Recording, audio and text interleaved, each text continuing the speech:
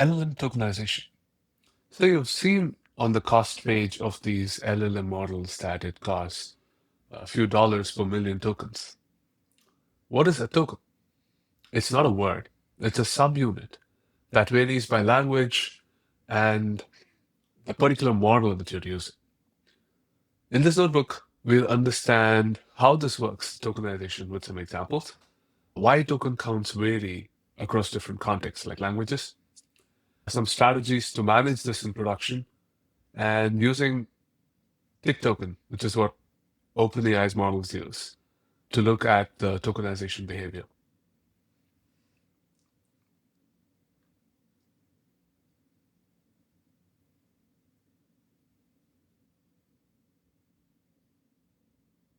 So, what problem is tokenization solving? The goal here is to move away from the text realm to the numbers realm. And to do that, you have to identify subunits and encode them as number. And once the model is done processing your text, it outputs those numbers. And you've got to be able to map it back to those units of text that you can stitch together. That's the whole problem. And while you're doing this, you want to optimize for a compression factor that keeps the semantics and doesn't increase the memory burden for the model or the processing time burden. You don't want to get very long sequences. The quick brown fox jumps over the lazy dog. And here, the simplest thing to do is, why not make every character my token? And if I did that, the vocabulary is going to be small and manageable, right? But the problem is you would have very long sequences. On the other end, if you use every word as your token, you preserve the meaning of that word because every word gets its own unique token ID. But what happens with people's names? Or if there's a new company that comes up and you haven't seen it in your training data. So you'd have to handle it as an out of vocabulary token, even though the company name might tell you something about what it's doing, right? So that's the trade-off there.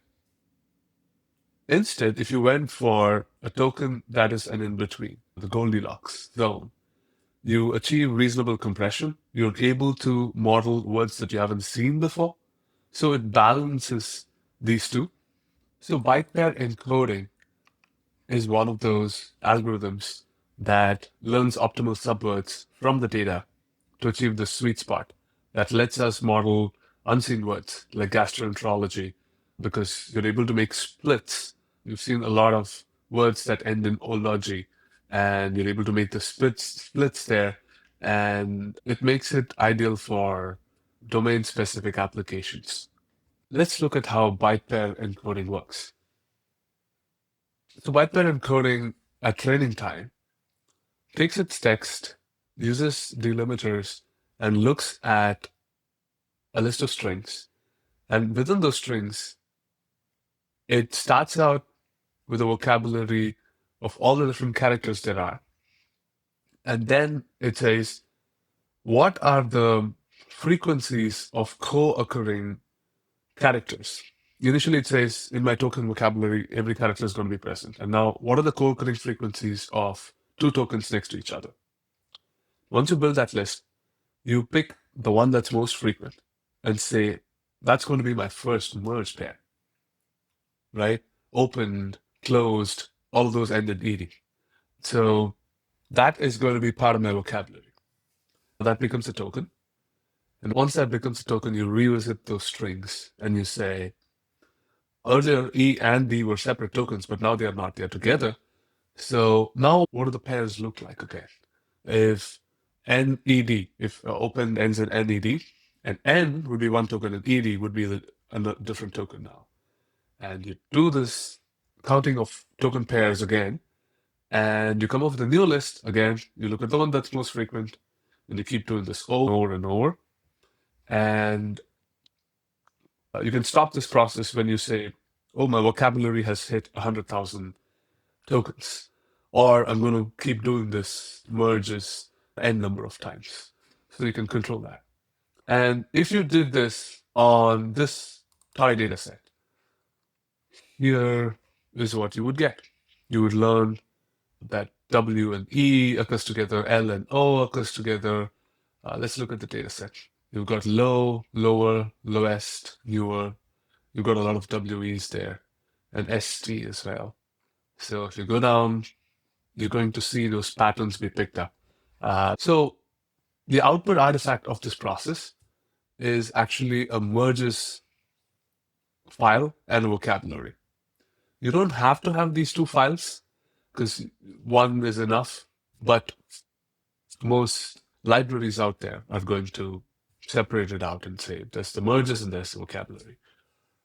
If you look at this file here for the tick token tokenizer, which is what OpenAI's models use, this is a specific version of the tokenizer that has 100K vocabulary.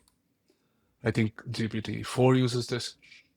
And here you've got the merge pairs and their ranks.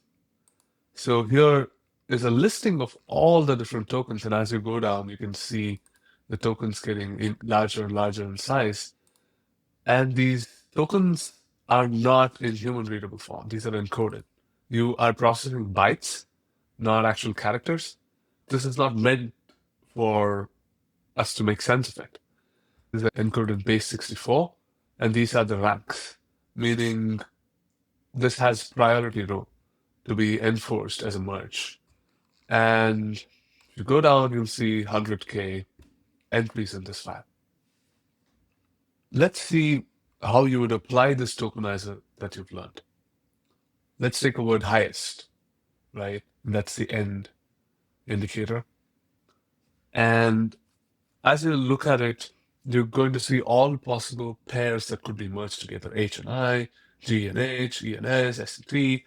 And as you go down that learned merge pairs, you look at which one's at the top, which one has the high priority, and you apply those merges first. In this case, that was S and T. So you merge those first. After you merged, now that's a token. ST is a token. Now again, you look at all the pairs here. And the next high priority was ST and the N token. So you merge those. And in this case, our toy tokenizer stops. But that's the idea. You make these merges by the priority order.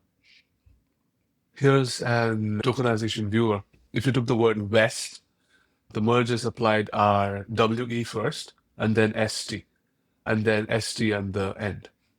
So if you took the word slower, you've got WE first, then LO, then LO and WE together, and R. So what we ended up here with is 3 tokens.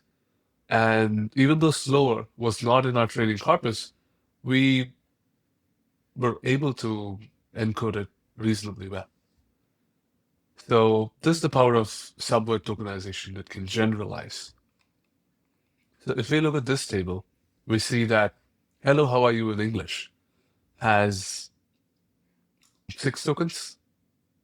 Chinese, the same translated text, has got 8 tokens. And in Arabic, it's got 13 tokens. This illustrates that it can be more expensive to take that same application of yours and to run it against a different language, different corpus, right? So this is something you need to keep in mind when it comes to costing. And the best thing to do really is just to tokenize text in that language to understand the discrepancy.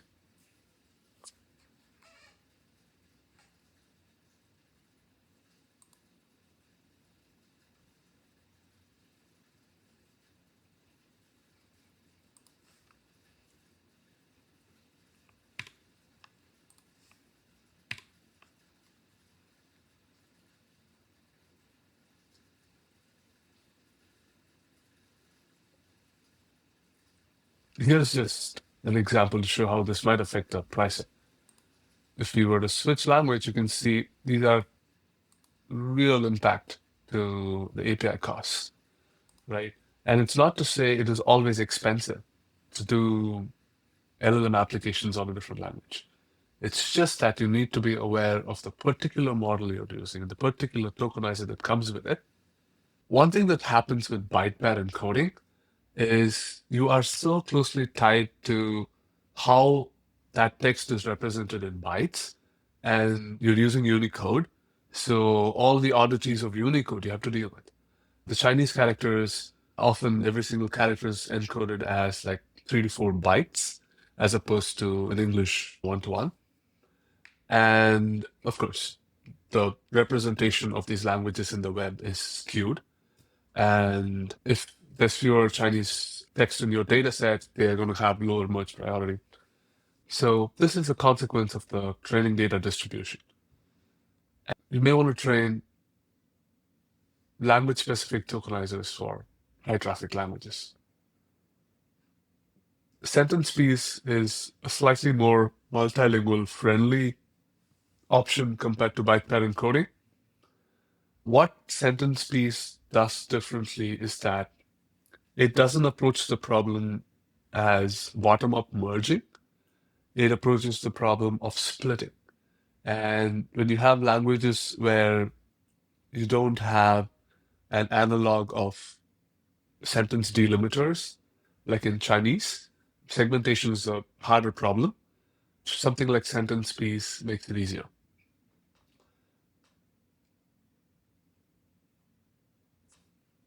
Another way to approach it is you may want to normalize for the oddities in Unicode before you run it through your LLM. Right? So here we have a table with characters that look alike to the human eye. I see capital A, I see capital A here, small a and small a here. Cafe, cafe, same thing. But in Unicode, the representations are actually quite different. Why is that? Unicode is weird. You can represent this E, accented E, as an E and a follow-up Unicode byte, or it could just be one single one. And this is just baggage from Unicode that is something the tokenizer has to work with. And what does this really mean? This really means if you took the same text, the seemingly same text to the human eye, and you passed it through an LLM, you could get completely different outputs, right? And that's not ideal. So that's something to really keep in mind. And there are ways to mitigate this. You could normalize the text that you get before you pass it through the LLM. In that example of cafe, the accented E, you make sure that the number of Unicode characters is actually smaller, and there is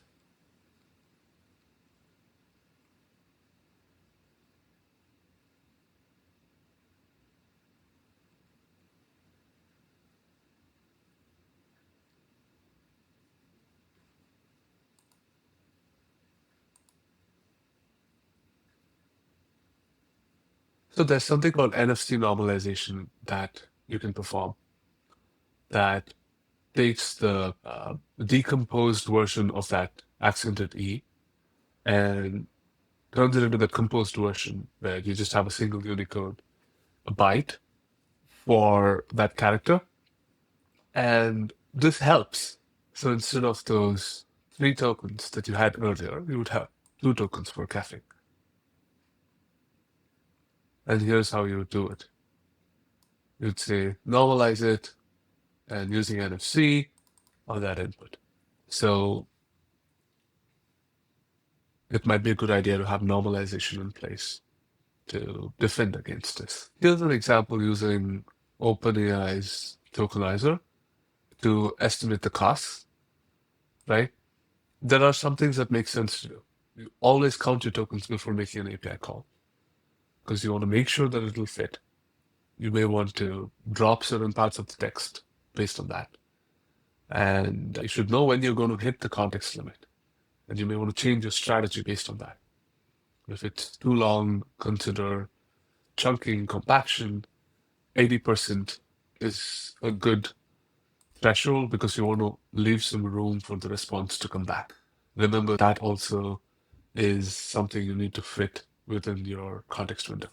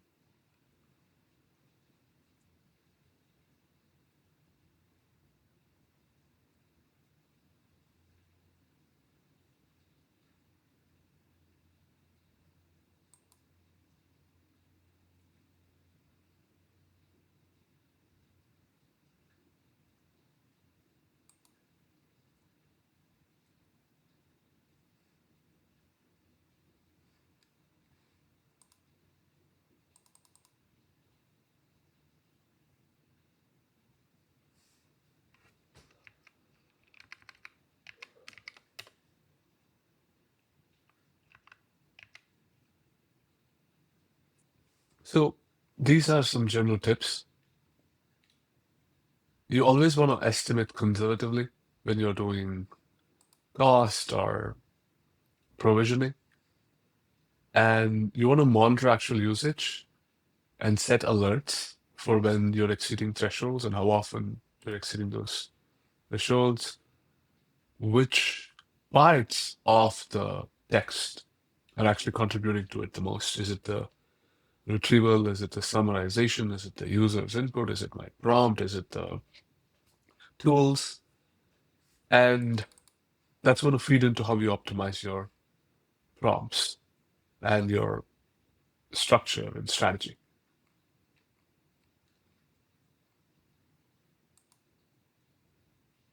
So what did we learn? Byte pattern encoding is one of the algorithms that is used in modern LLMs, and it tries to find that Goldilocks solution, balancing the vocabulary size and the sequence length. Tokenization is not language neutral, right? It matters what you put into your training data. Byte level encoding handles Unicode, but treats lookalikes differently. So there's security implications there. You should always count tokens before your API calls and obsess over it as you try to optimize your system. And normalization of text is always a good idea.